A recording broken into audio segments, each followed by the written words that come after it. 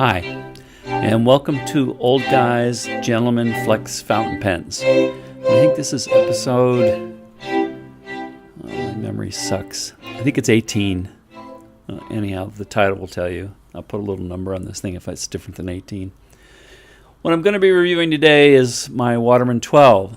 This is one of my first flex pens. When I bought it, I didn't know that much about it. It's an eyedropper pen, which means that you unscrew this. In fact, sure, I'll do it. What the hell? I'll undo it part way. This thing screws out fairly fine, tight threads. You need to make sure that you keep some silicone grease in here. Oh, by the way, there is all sorts of different silicone grease that you can buy out there for pens. But what I use is something that we used to use on rocket engines back in my early days of being a rocket test engineer. Yes, I am a rocket scientist, or used to be, but not like the ones who design real rocket engines, but I tested them and managed teams. But in any case, this is, we used to call it DC 111. It's a Moly coat from Dow Corning. This thing will last me a lifetime.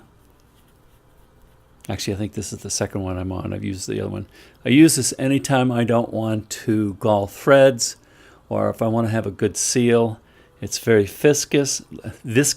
It's not affected by temperature. It's not soluble. Doesn't attack anything. It's very inert. It's just a great grease.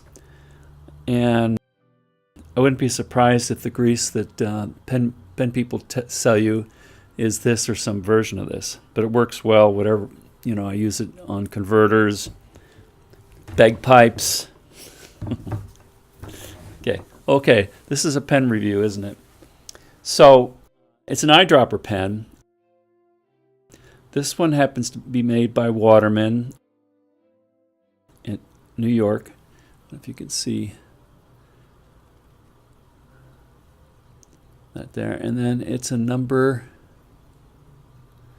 12. This, I guess, used to be called the secretary's pen because it's nice and small. It's good for small hands. When you post it, it's a pretty decent sized pen. It's a little thinner than I like. But in any case, more to the history, I guess they came out with these around 1904. And I'm not sure when they stopped making this model, but they stopped eyedroppers altogether around 1915. So this is hard rubber, and it's mixture red and black, and some people call this wood grain. I call it red ripple. I'm not sure if anybody's really tried to standardize whether it's called red ripple or wood grain. The cap is really bright and pretty. Almost looks like maybe it's a different one than this. Than the barrel. That's hard to tell. Anyhow, there's no clip on this. Looks like there never has been a clip. The nib is a Waterman's Ideal nib, New York. It's got no markings on it other than that. It's a sharp-looking nib. It's nice and wet. In fact, when you go really broad, it's really wet. I forget I should know, but I forget the ink I used in here. I know I've got some drier inks that would not, they would dry much faster than this, but that's okay. We're not really in a race all the time for writing with our fountain pens. Some of the dimensions on this thing, it is capped. It's 13.3 centimeters. There's no threads, just a slip fit. And posted, it's a nice long 17.1 centimeters. That's a decently long pen. And I think without it, I could write with it like this. But then I got to really choke down here. And one of the things I don't like is when I do measurements for the section here, I do it about midsection. And this is only about 7 to 8 millimeters. The barrel's close to a centimeter. What else? Uncapped, it was 12.1 centimeters, and the weight is a light 9.2 grams. One of the things I like best about it is the flex and the thinness. This is actually a little bit better than a triple extra fine. So it's almost like I like to use Richard Binder's thickness guide. I either measure it or lately I've just been comparing it by drawing next to the line. But this was the line right here, and it's actually, that would be a 4 extra fine binder.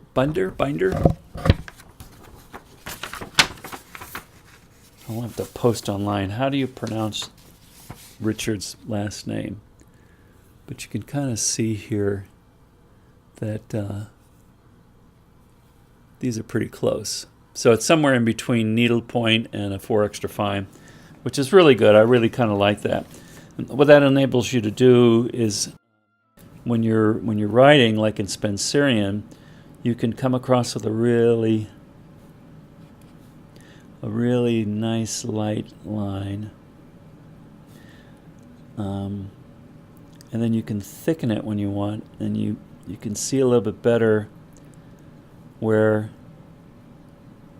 your shading is happening.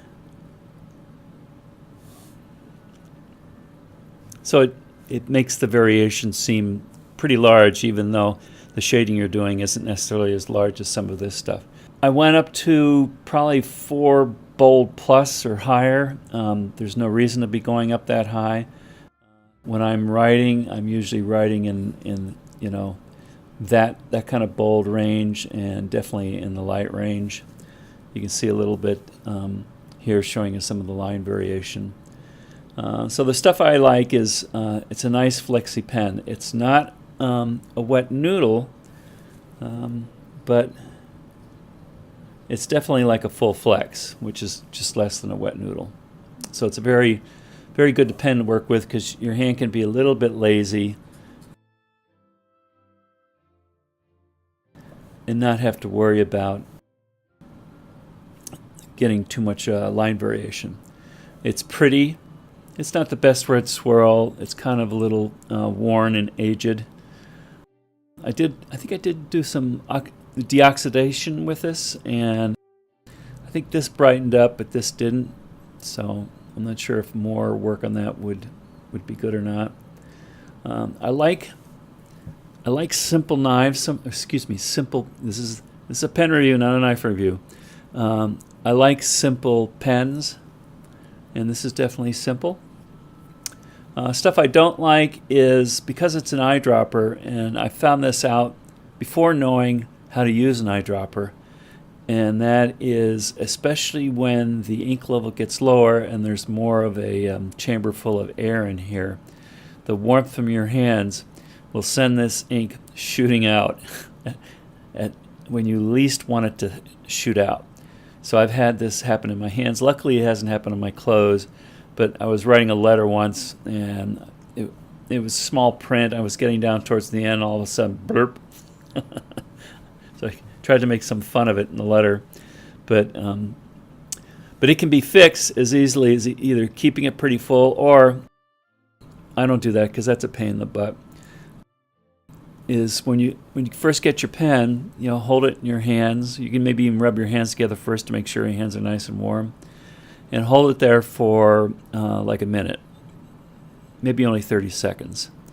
And what that'll do is it'll force air up here, or it'll at least reduce any built-up pressure. You'll get closer to what we call in the rocket industry atmospheric pressure of 14.7 pounds per square inch. It's a pretty small diameter. I wrote a bunch of letters with this, and my fingers got tired after a while. I like a little bit thicker pen. And the wetness, I think, like I said, I think I can fix that. I think these tines are properly adjusted.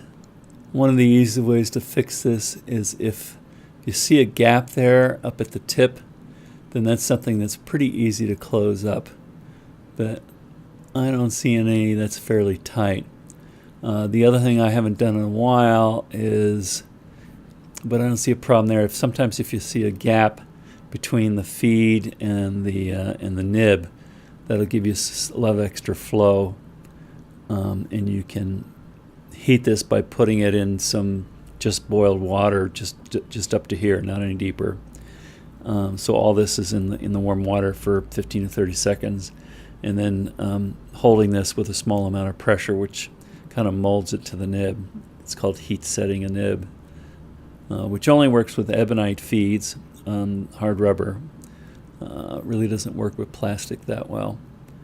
So I'm going to keep this fen because it looks like I've got a little piece of history here. It looks pretty good. I like the fact you have to do something funky like hold it in your hands for a while or it'll be trouble. So I think that's it. It's a nice pen. I'm glad I have it. If I collect some more of these, I might get one that has more of its original color, and then swap that out for this one. But this nib is really good. I might just switch nibs if I get another one of these. So I think that's enough blabbing on this particular pen for today. Hope you got some value out of that. And until next time, goodbye.